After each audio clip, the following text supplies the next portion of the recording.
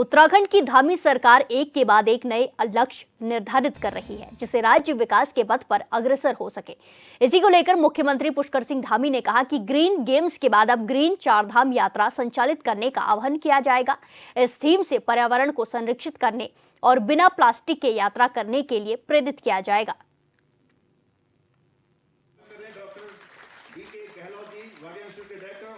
नहीं, देखिए, अभी ग्रीन गेम्स हमने आयोजित किए और उसका एक बड़ा अच्छा प्रभाव पूरे देश के अंदर गया है। लोगों के अंदर एक संदेश गया है। उसी आधार पर पर्यटन भी हमारे ग्रीन पर्यटन के एक थीम पर, एक मिशन के तहत आगे बढ़ेंगे। इसके लिए हम आने वाले सभी लोगों से प्रचार के माध्यम से, अन्य माध्यमों से उनसे निवेदन भी करेंगे।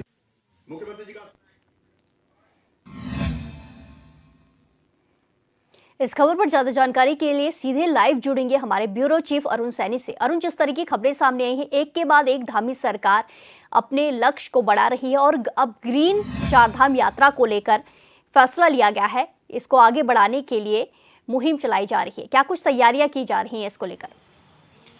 जी प्रिया, बिल्कुल देखिए, प्रदेश में चारधाम यात्रा शुरू होने जा रही है और 30 अप्रैल से यात्रा शुरू हो जाएगी। तो उसको लेकर के तमाम तैयारियां भी प्रदेश में चल रही हैं। चारधाम यात्रा से संबंधित सभी विभाग अपनी अपनी तैयारियों में जुटे हुए हैं, चाहे वो परिवहन विभाग हो, PWD विभाग हो, स्वास्थ्य विभाग हो, आपदा प्रबंधन विभाग हो या फिर अन्य विभाग हो। तो जो भी चारधाम यात्रा से संबंधित विभाग है वो अपनी अपनी तैयारियों में जुटे हुए हैं। चारधाम यात्रा को लेकर के तैयारियाँ जोरों शोरों पर चल रही है। वहीं इस बार मुख्यमंत्री पुष्कर सिंह धामी ने भी चारधाम यात्रा को लेकर जब समीक्षा बैठक की तो उन्होंने कहा कि प्रदेश में ग्रीन चारधाम यात्रा अभियान चलाया जाना चाहिए और इस बार जो चारधाम यात्रा होने जा रही है वो पूरी ग्रीन यात्रा के तौर पर उसे रखना चाहिए और उसके लिए लोगों को जागरूक भी करना चाहिए और इसी के साथ साथ ही इसको लेकर के अभियान भी तेज गति से चलना चाहिए। तो ऐसे में जिस तरीके से भी राष्ट्रीय खेल भी प्रदेश में हुए और 38वें राष्ट्रीय खेलों के आयोजन का मेजबानी इस बार उत्तराखंड ने की, तो उसको भी ग्रीन गेम्स की थीम पर रखा गया और उसमें भी जो मेडल्स हों या फिर अन्य चीज़ें हों उसमें वो हर्बल तरीके से बनाया गया है। जो मेडल्स हैं वो भी ई वेस्ट से जो है तैयार किए गए ताकि प्लास्टिक का कम से कम यूज हो सके। तो इस तरीके से वो भी पूरा ग्रीन गेम्स के तौर पर रखे गए और इस बार जो चारधाम यात्रा होने जा रही है वो भी ग्रीन चारधाम यात्रा के तौर पर जो है रखी जा रही है, जिसमें कि प्लास्टिक का कम से कम उपयोग हो और प्लास्टिक का यूज कम हो, सिंगल यूज प्लास्टिक पूरी तरीके से बंद हो। इस तरीके के निर्देश भी मुख्यमंत्री पुष्कर सिंह धामी ने दिए हैं और ऐसे में जो सिंगल यूज प्लास्टिक है उसका कम से कम इस्तेमाल होना चाहिए, उसके लिए जागरूकता बढ़ाई जानी चाहिए। इसी के साथ साथ ही ये भी कहा गया कि जो भी तीर्थयात्री यहाँ पर पहुँचेंगे उनसे अपील भी की जाए, उनसे जागरूक भी किया जाए कि वो अपने पुरखों की याद में यहाँ पर एक पौधारोपण करें, जिससे कि आने वाले समय में हरियाली यहाँ पर हो और उत्तराखंड में हरे भरे जो है पेड़ पौधे यहाँ पर हो सके और हरियाली ज़्यादा से ज़्यादा बढ़ सके। इसी के साथ साथ ही जो भी प्लास्टिक का यूज है वो कम से कम हो। तो इस तरीके से ग्रीन चारधाम यात्रा के तौर पर इस बार यात्रा रहने जा रही है और इसको लेकर अभियान भी तेज गति से चल रहा है। लोगों को जागरूक भी किया जाएगा और जो प्लास्टिक की बोतलें हैं या प्लास्टिक की जो सिंगल यूज प्लास्टिक है उसका कम से कम इस्तेमाल हो, इसके लिए भी जागरूकता भी बढ़ाई जाएगी और इसको लेकर के पूरा ध्यान भी रखा जाएगा। तो इस तरीके से प्रदेश में, क्योंकि उत्तराखंड जो है वो पर्यटन के क्षेत्र से भी और तीर्थाटन के रूप में भी काफ़ी ज़्यादा जो है यहाँ पर अवसर हैं और लोग बड़ी संख्या में यहाँ पर पहुँचते हैं, तीर्थयात्री भी बड़ी संख्या में साल दर साल यहाँ पर इजाफा हो रहा है।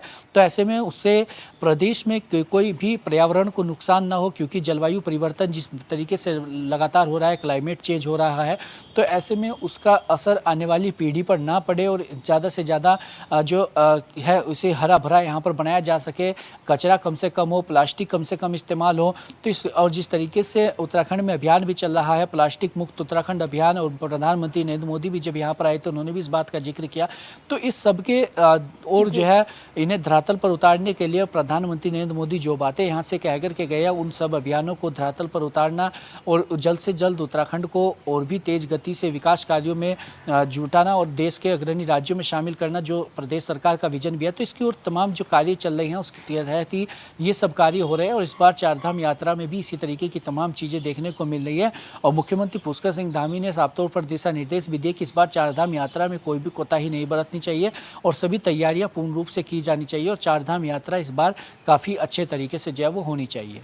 जी अरुण, जिस तरीके से आपने बताया कि कम से कम प्लास्टिक का यूज होना चाहिए और जागरूकता फैलाई जा रही है, ऐसे में लेकिन देखा जाता है कि कहीं ना कहीं हमारे जीवन में जो प्लास्टिक है वो अहम भूमिका निभाता है। हर एक दूसरी चीज प्लास्टिक से बनी हुई है। ऐसे में चारधाम यात्रा में कई सारे लोग आएंगे, कई सारे यात्री आएंगे, तो ऐसे में सिर्फ जागरूकता फैलाना ही एक अच्छा कदम होगा, या फिर उनको उस जैसे प्लास्टिक की बोतलें होती है उनके बदले में कुछ और ऐसी चीज देना जिसे वो उपयोग कर पाएं, ऐसे कुछ कदम उठाए जा रहे हैं सरकार की तरफ से?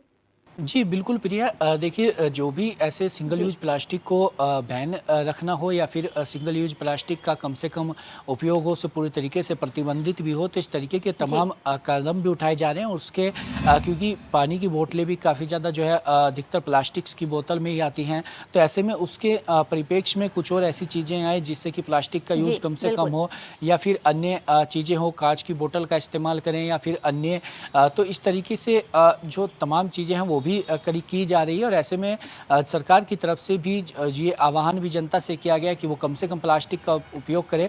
तो इस बार और भी ज़्यादा इसमें अभियान जो चलेगा उसमें क्या कुछ और भी चीज़ें जुड़ती हैं, क्या कुछ और भी तमाम कदम उठाए जाते हैं, तमाम चीज़ें देखने वाली होंगी। अभी यात्रा शुरू होने में 1.5 महीने का वक्त है, तो 1.5 महीने में और भी क्या कुछ जो है चीज़ें इसको लेकर की जाती है और क्या कुछ खास कदम उठाए जाते हैं, ये तमाम चीज़ें जो है वो देखने वाली होंगी। जी बिल्कुल, धन्यवाद अरुण हमारे साथ जानकारी साझा करने के लिए।